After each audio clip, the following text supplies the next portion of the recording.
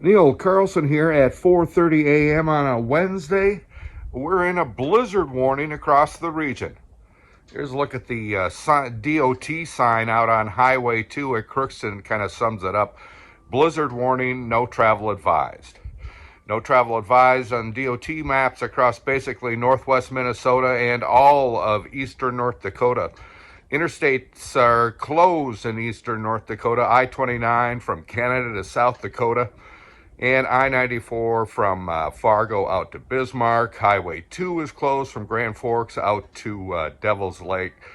So most schools, many government offices closed today. And here's the reason.